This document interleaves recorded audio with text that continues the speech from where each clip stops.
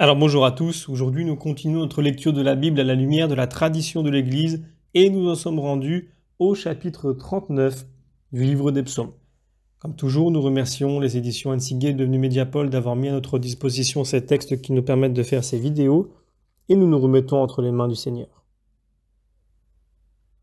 Notre Père, qui es aux cieux, que ton nom soit sanctifié, que ton règne vienne, que ta volonté soit faite sur la terre comme au ciel. Donne-nous aujourd'hui notre pain de ce jour. Pardonne-nous nos offenses, comme nous pardonnons aussi à ceux qui nous ont offensés, et ne nous laisse pas entrer en tentation, mais délivre-nous du mal. Également, nous nous remettons entre les mains de notre Mère bienveillante, la Vierge Marie. Je vous salue Marie, pleine de grâce, le Seigneur est avec vous. Vous êtes bénie entre toutes les femmes, et Jésus, le fruit de vos entrailles, est béni. Sainte Marie, Mère de Dieu, priez pour nous pauvres pécheurs, maintenant et à l'heure de notre mort. Amen. Également, nous faisons cette demande spécifique à l'Esprit Saint, qu'il corrige en nous les erreurs éventuelles qui peuvent provenir de notre état de pécheur. Alors voilà, donc je commence la lecture, et je commence par lire les 5 premiers versets. Au maître de chœur, à Yédoutun, psaume de David. J'ai dit, je garderai mes voies pour ne pas faillir par ma langue, je mets un verrou à ma bouche, tant que l'impie se tiendra devant moi. Muet je me suis tu, j'ai gardé le silence, n'ai pas maudit. Ma douleur s'aviva, mon cœur en moi s'échauffait, dans ma pensée un feu s'embrasa, et moi-même, en moi-même je murmurais, fais-moi connaître ma fin, Seigneur, le nombre de mes jours, quel est-il, que je sache combien ma vie est brève. Alors, ici, on se rend compte de tout un tas de choses, et je vais introduire de la manière suivante, à savoir que les occasions ne manquent pas dans la Bible, comme dans la vie courante, où la parole est d'argent et le silence d'or. Saint Ambroise et Saint Jérôme évoquent à propos de ce psaume le début de la Genèse. Si Ève avait su se taire, nous serions vainqueurs. Samson, dans le livre des Juges, chapitre 16, signe pour ainsi dire son arrêt de mort quand il révèle sa consécration de Naziréen à Dalila. L'épître de Saint Jacques dira « S'il y a quelqu'un qui ne commette pas de faute en parlant, celui-là est un homme parfait. » La langue est un petit membre, voyez quel grand feu et quelle grande forêt elle incendie. La langue est un feu. Jacques chapitre 3. Et d'ailleurs, nous avons tant d'admirables exemples de silence qui nous sont donnés dans la Bible. Notamment 2 Samuel chapitre 15, David fuyait devant Absalom révolté, il gravissait la colline des Oliviers, il montait en pleurant et tout le peuple qui était avec lui montait en pleurant. Au chapitre 16, un homme de la maison de Saül nommé Chiméi s'avança en prononçant des malédictions et il jeta des pierres à David. Il disait en le maudissant « Va-t'en, homme de sang, homme de Bélial !» et avait fait revenir sur toi tout le sang de la maison de Saül. Et à l'officier qui voulait se jeter sur Chiméi, David répliqua « S'il maudit, et si Yahvé lui a dit de maudire David. Laisse-le et qu'il maudisse, peut-être Yahvé regardera-t-il mon affliction et me fera-t-il du bien en échange de malédiction. » Quant au Nouveau Testament, il nous offre l'exemple du Sauveur pendant sa passion. Jésus se taisait et ne répondit pas. Matthieu 26. Donc, le début du psaume 39 présente une petite énigme. Le poème, a-t-il été précédé et provoqué par un péché du psalmiste? Le psalmiste est-il victime ou pénitent? La présence de l'impie n'est certainement pas sans signification. L'impie est ici, en hébreu, le rachat.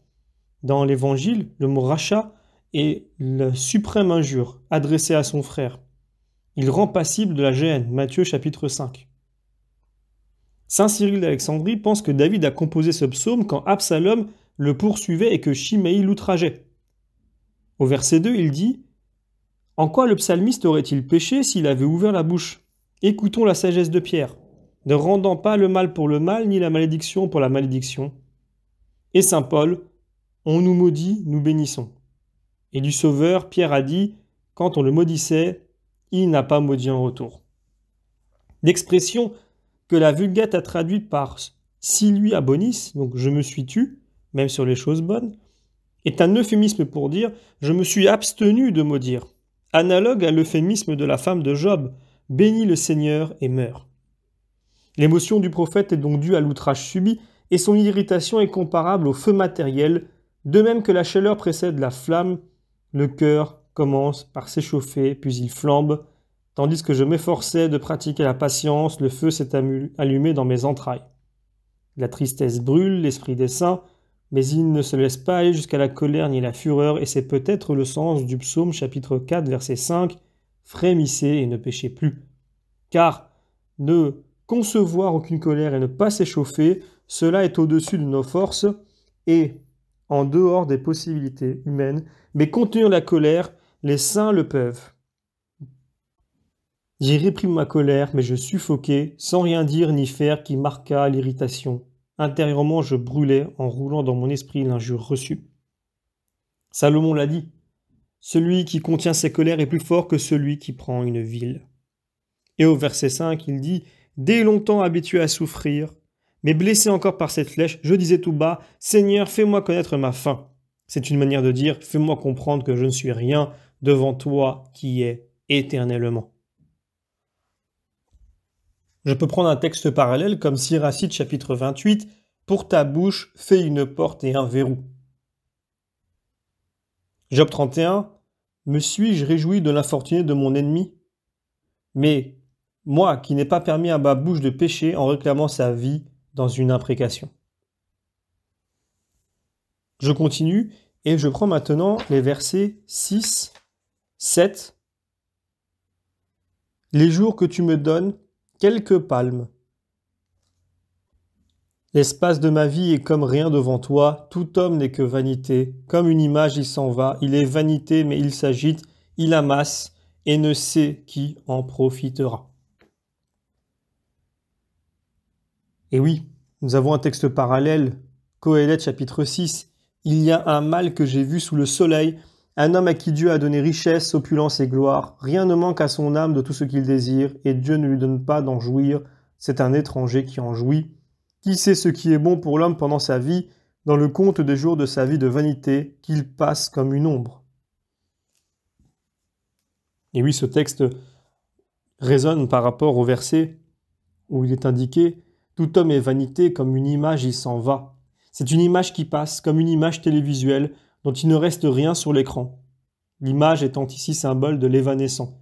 À cette méditation sur le peu de choses qu'est la vie humaine, on peut comparer plusieurs passages du livre de Job, notamment Job chapitre 6. « Qu'Elora daigne m'écraser, qu'il étende sa main et me retranche. Il y aura pour moi une consolation, consumé de douleur, je me réjouirai de n'avoir pas renié les décrets du Saint. » Il y a plusieurs passages, on peut aussi prendre encore au chapitre 9. « Mes jours passent plus vite qu'un coureur, ils fuient sans jouir d'aucun bien, ils volent comme des barques de roseaux. » Je continue et je prends maintenant le verset 8. « Et maintenant, Seigneur, qu'est-ce que j'attends? En toi seul mon espérance. » Et donc, ici, on voit que le psalmiste est décidé à ne plus parler aux hommes, mais il parle à Dieu. Dieu est son espérance, comme dans les psaumes précédents. On peut prendre un texte parallèle, Isaïe 33, « Aie pitié de nous, Yahvé, car nous t'attendons. Sois notre bras chaque matin et notre salut dans le temps de détresse. » Je continue et je lis maintenant le verset 9. « De toutes mes fautes délivre-moi, ne fais pas de moi l'opprobre de l'insensé. » Alors ici, il y a une demande de pardon. Est-ce un signe indiquant que la crise de ce moment aurait pour origine une faute personnelle? Non. Tous les saints demandent pardon, dit Cyril d'Alexandrie. Donc ici, l'insensé, c'est l'homme qui n'a ni intelligence ni bonté. On peut prendre un texte parallèle, Luc chapitre 11. « Acquitte-nous nos fautes, car nous-mêmes, nous acquittons tous ceux qui nous doivent. » Je continue et je prends maintenant le verset 10. « Je reste muet, n'ouvrirai pas la bouche, c'est toi qui as tout fait. » C'est une très belle parole. C'est toi qui l'as fait, c'est littéral. Le pronom « elle », donc qui l'a fait, l'apostrophe, représente tout ce qui a causé la douleur du prophète. En français, cela ferait une phrase incomplète, le « elle » apostrophe n'ayant pas d'antécédent exprimé. Le mot « tout » qui est ajouté est acceptable. La pensée de l'homme qui souffre est précise pour lui et pour nous. C'est tout ce qu'il souffre dans cette aventure. Et cette pensée rejoint celle du prophète Amos. Y a-t-il un malheur dans une ville sans que Yahvé ait agi? Amos chapitre 3. Pensée de foi profonde. Rien n'arrive sans la volonté ou la permission de Dieu. Ce qui est la même chose.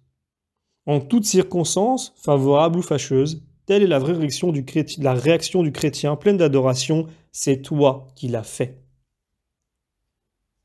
Je continue, je lis maintenant les versets 11 et 12. Détourne de moi tes coups, sous ta main qui s'abat, je meurs. Tu instruis l'homme en punissant la faute, tu ravages comme un ver ses trésors. Oui, tout homme est vanité.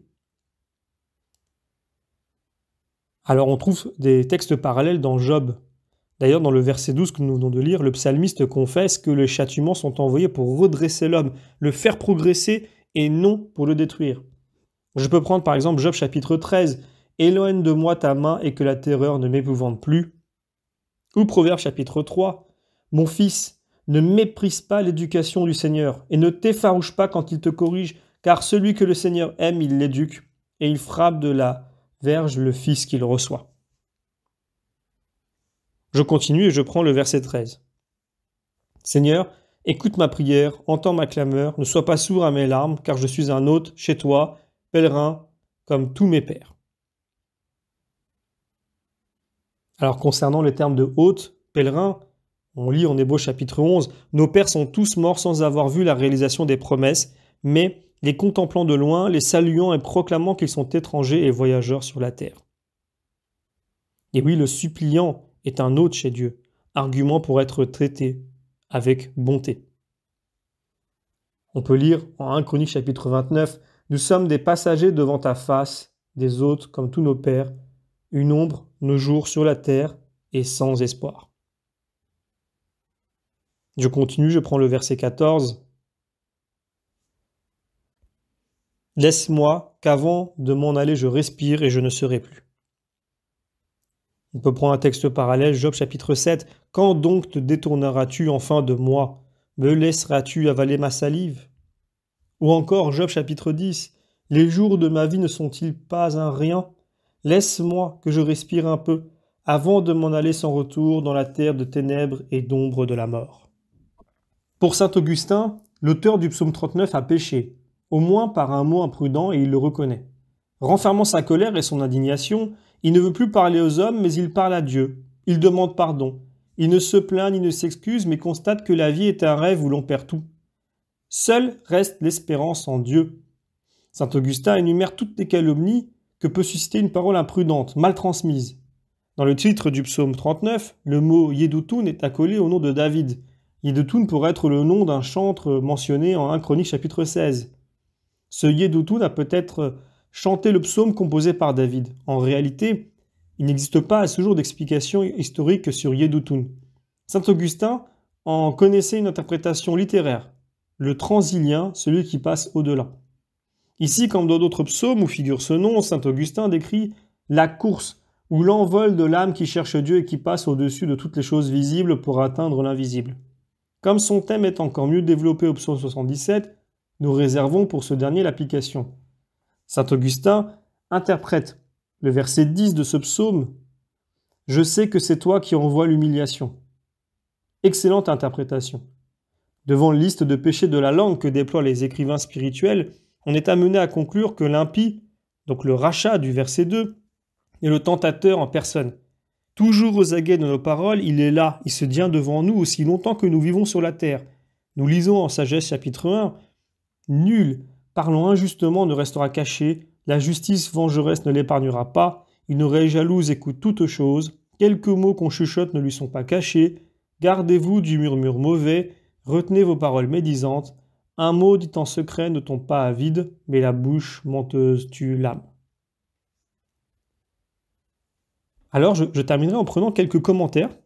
Plusieurs illustres personnages de l'Église, notamment des pères de l'Église. On retrouve par exemple saint Grégoire le Grand, qui dit ceci. « Par contre, il faut avertir ceux qui parlent beaucoup et y perdent leur temps, qu'ils considèrent combien ils déchoient de l'état de rectitude quand ils se répandent en bavardage. Car l'esprit humain est comme l'eau, contenue dans des barrages. Elle monte gagnant le niveau d'où elle est descendue, mais si on la laisse aller, elle se perd, inutilement répandue sur le sol. Autant de paroles inutiles échappées à la censure, du silence, autant de ruisseaux qui emportent l'esprit hors de lui-même, et il ne suffit pas de revenir à la connaissance de soi, car répandu en bavardage, il s'était exclu lui-même du secret de la considération intérieure. Il s'offre à découvert au cou d'un ennemi qui le guette, car il ne s'est mis à l'abri d'aucun mur d'enceinte. Il est écrit « Comme une ville ouverte qui n'a pas de rempart, ainsi l'homme qui n'a pas de frein pour son esprit. » Parce qu'elle n'a pas le mur du silence, la cité de l'esprit est ouverte aux projectiles de l'ennemi.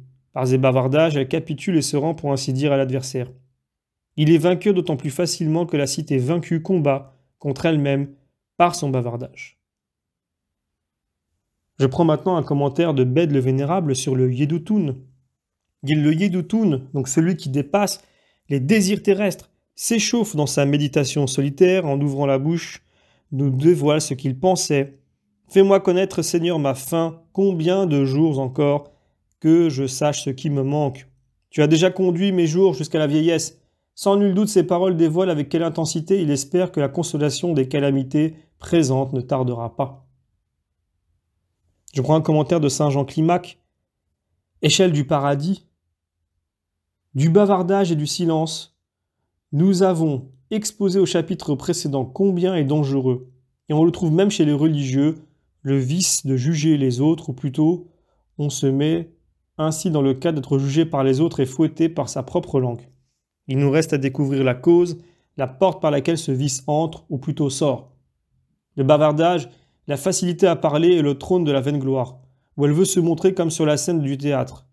Le bavardage est preuve d'ignorance, fenêtre des discours détracteurs, maîtresse des bouffonneries misérables, servante du mensonge.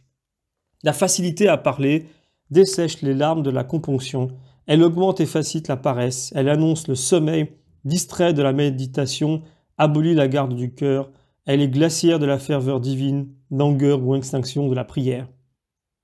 Un sage silence est père de l'oraison.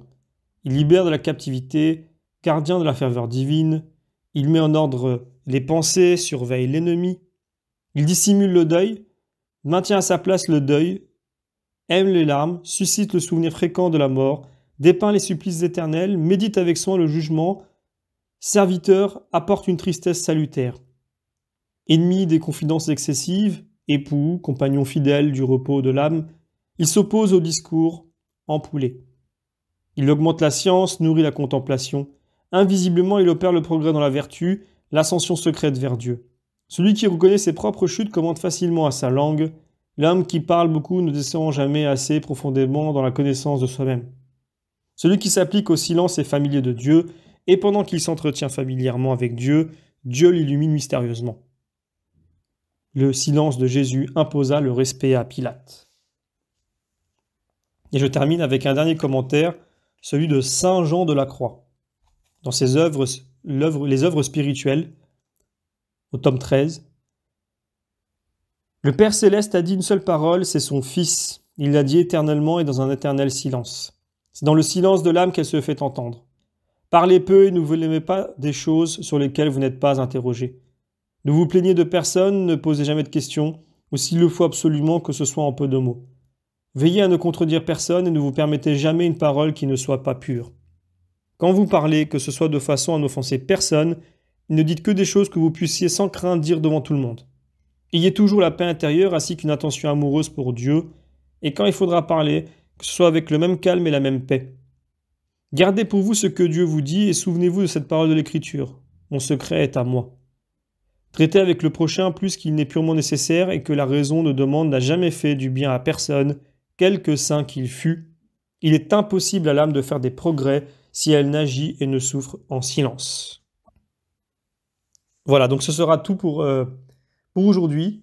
Et je vous donne donc rendez-vous pour la prochaine vidéo où nous lirons le commentaire du psaume chapitre 40.